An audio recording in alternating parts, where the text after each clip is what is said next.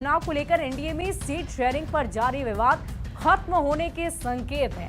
नित्यानंद राय के साथ बातचीत के बाद चिराग पासवान ने कहा है कि बातचीत बहुत सकारात्मक रही है और जल्द ही सीटों का ऐलान हो जाएगा। जहां मेरे प्रधानमंत्री हैं, वहां मुझे मेरे सम्मान की चिंता नहीं है।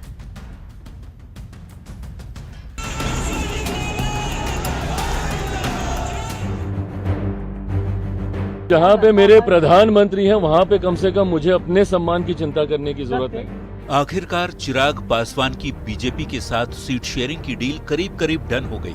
ये दावा है एलजेपी रामविलास के राष्ट्रीय अध्यक्ष और मोदी कैबिनेट में केंद्रीय मंत्री चिराग पासवान का। मैं जानता हूँ कि आप सब सिर्फ घोषणा का इंतजार कर रहे हैं, वो भी जल्द हो जाएगी। सकारात्मक, बहुत ही सकारात्मक रूप से बातचीत हुई है।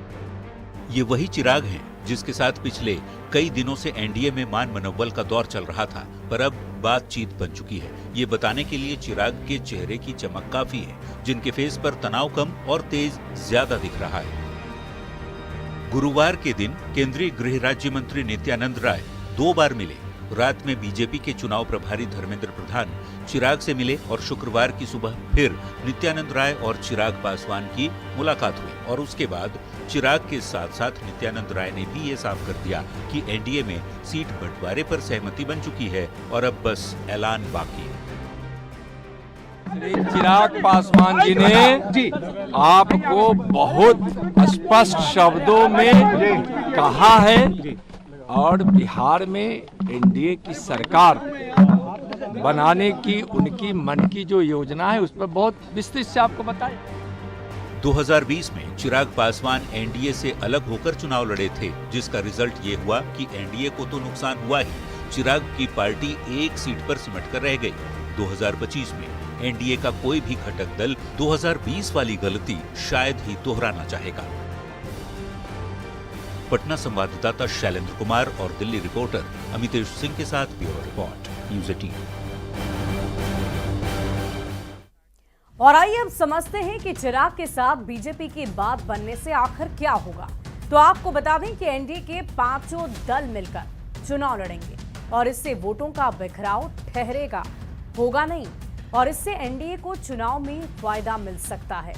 अब सवाल यही है कि चिराग से बात नहीं बनती तो क्या होता, ये भी आपको बताते हैं। तो आपको बता दें कि एनडीए की एकजुटता पर बहुत गहरा असर पड़ता। अलग अलग लड़ने से वोटों का बिखराव हो जाता, जैसा कि साल 2020 में हुआ था। अगर आपको याद हो, चिराग की एनडीए से बात नहीं बनी। चिराग पासवान की पार्टी अकेले ही रणभूमि में उतर पड़ी, चुनाव लड़ी और साथ ही साथ 2020 में बीजेपी, जेडीयू, हम और वीआईपी एक साथ लड़े, जबकि एलजेपी ने अकेले 135 सीट पर अपने उम्मीदवारों को उतारा था। चिराग के अकेले लड़ने से एनडीए का वोट बढ़ गया और एनडीए को 30 सीटों का नुकसान हुआ। सबसे ज्यादा नुकसान तो जनता दल यूनाइटेड यानी कि बिहार के मुख्यमंत्री नीतीश कुमार की पार्टी को हो गया, जबकि चिराग की पार्टी एक ही सीट पर सिमट कर रह गई। चिराग के अलग लड़ने से बीजेपी की अगर हम बात कर लें तो बीजेपी को भी 30 सीटों का नुकसान हुआ। इसमें अकेले बीजेपी को 25 सीट का नुकसान झेलना पड़ गया। बीजेपी को 1 सीट का नुकसान हुआ, जबकि वीआईपी यानी कि विकासशील इंसान पार्टी या मुकेश सहनी की पार्टी को 4 सीटों का नुकसान हुआ। लेकिन अगर 2020 में चिराग एनडीए में होते तो क्या होता, ये भी आपको बताते हैं। देखिए, वोट परसेंटेज बढ़कर 40.51% हो जाता, क्योंकि एनडीए को 34.85% वोट मिले थे, जबकि चिराग की पार्टी को 5.66% वोट मिले। तो दोनों को अगर हम जोड़ देंगे तो 40.51% वोट हो जाता है, यानी कि साथ लड़ने से वोटों का आंकड़ा, उसका परसेंटेज बढ़ता है। चलिए बढ़ते हैं अगली खबर की ओर। आज यानी 10 अक्टूबर से बिहार विधानसभा चुनाव के पहले फेज के नॉमिनेशन की प्रक्रिया अब शुरू हो गई है।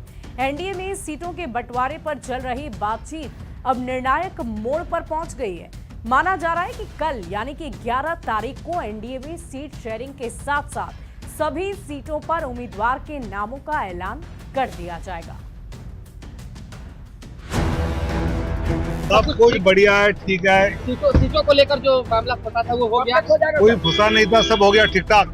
बिहार में चुनाव की हलचल के बीच सियासी गलियारे से आई इन दो तस्वीरों को देखिए। एक दिल्ली की है तो दूसरी पटना की। दिल्ली में चिराग पासवान और बीजेपी नेता नित्यानंद राय मुस्कुराते हुए मीडिया के कैमरों के सामने आए, तो पटना में डिप्टी सीएम सम्राट चौधरी के घर बीजेपी और जेडीयू के नेताओं की बैठक खुशनुमा माहौल में हुई।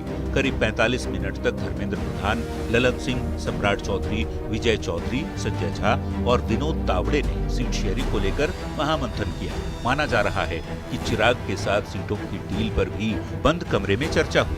वहीं उपेंद्र कुशवाहा के घर मुलाकात के बाद विनोद तावड़े ने भी दावा किया कि एनडीए में ऑल इज वेल की स्थिति है।